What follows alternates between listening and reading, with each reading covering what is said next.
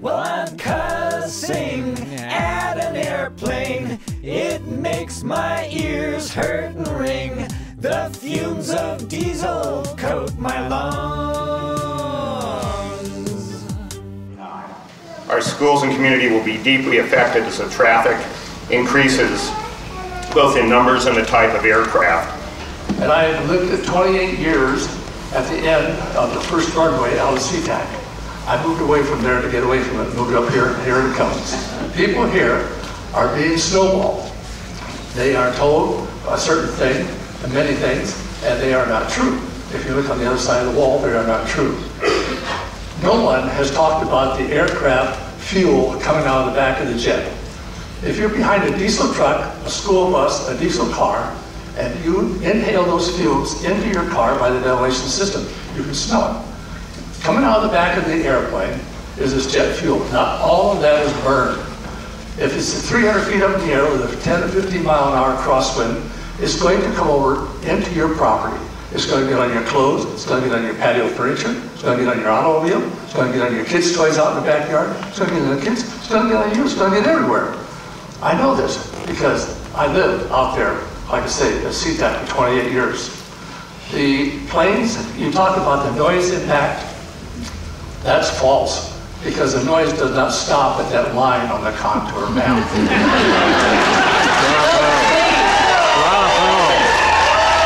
You are now wasting his comic time. Please stop. We've got multiple opinions here. Stop it, or we're going to clear the room.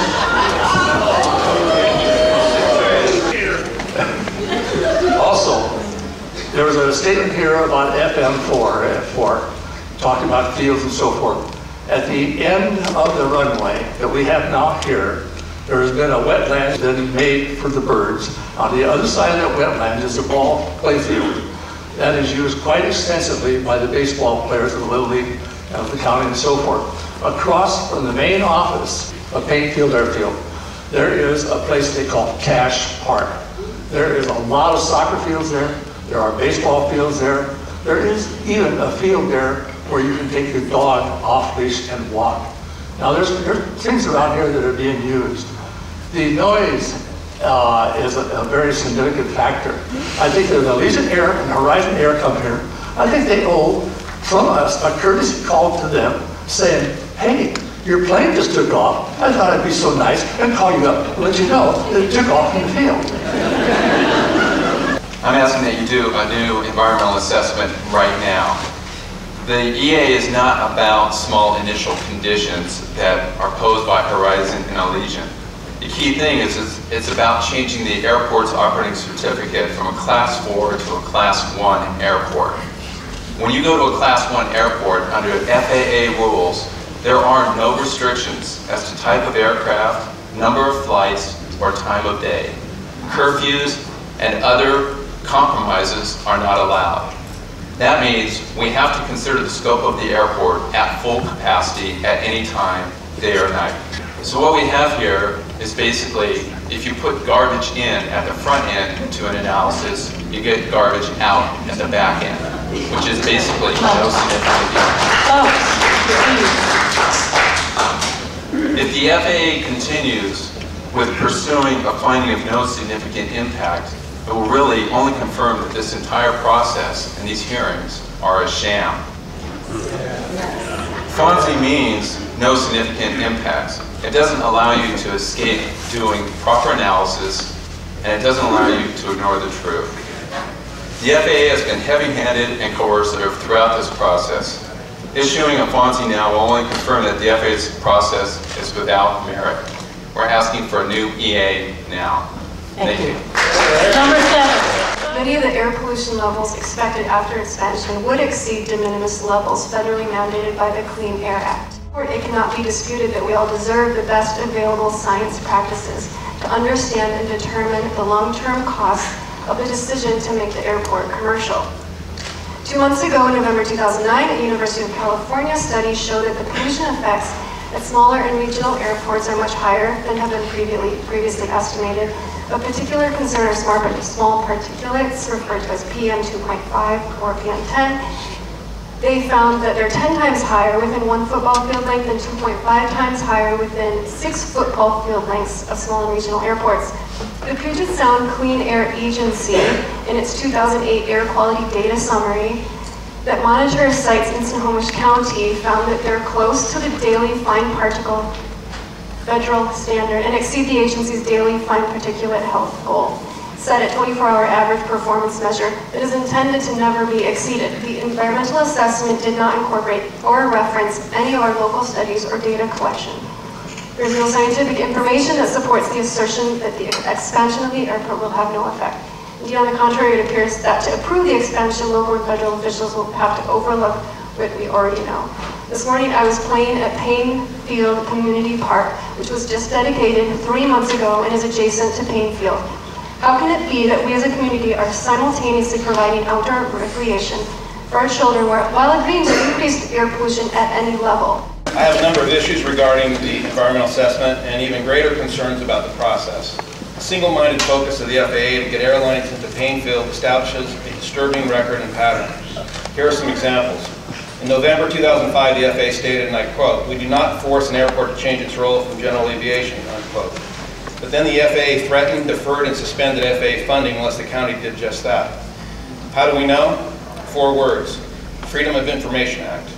Here's a quote from a conversation between a county EDC member and the FAA in February 2009. Quote, "The FAA's manager of Seattle District Office confirmed that the FAA had indeed suspended discretionary grants and that until there is a deal struck with Horizon for a lease and an adequate terminal, those dollars and any stimulus dollars will not be issued," unquote.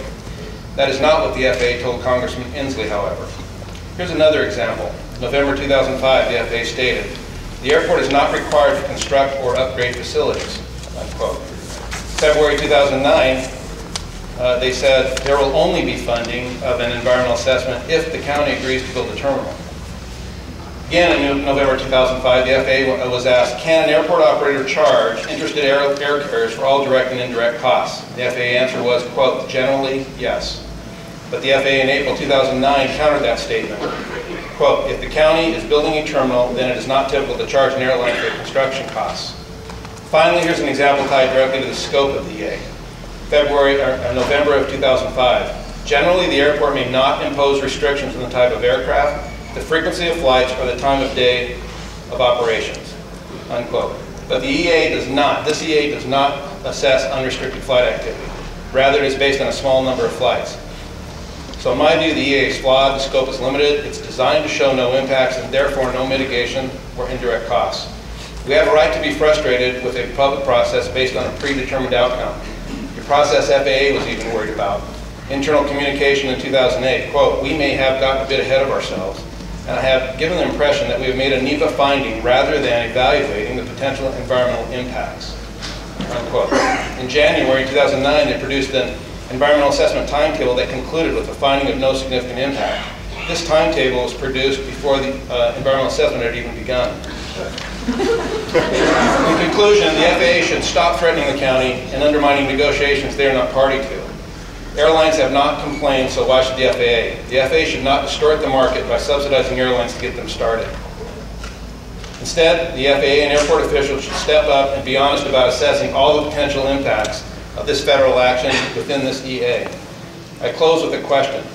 Are FAA and airport officials really listening tonight, or are they just finishing their checklists? Yeah. Thank you, Mr. Number 6. Civilian pilot and a military pilot. I live right down over the hill here. I saved every dime I could to live here in Mukilteo because I know the area. I've flown hundreds of hours in the big CH-47s right here at Payne Field. This is where I got my first pilot's license. But I took a picture, and I'm also an attorney licensed in Idaho. I took a picture in my backyard. I'm cheering for lawyers. 25 feet from my back door, just about a little over a year ago. I wasn't sure what it was, but I listened to them every single night, so I checked on the internet. Turns out that it's a northern spotted owl. They live right I checked the soundtracks available on the internet, and I captured that picture myself with my camera. It's on my computer at home, and I would not like to see them go away at all. Okay. Thank you. Folks, hold on. Everything in the EA is flawed. The notion that there are no significant impacts and that existing zoning is totally compatible is absolutely ludicrous. Absolutely ludicrous. Absolutely ludicrous.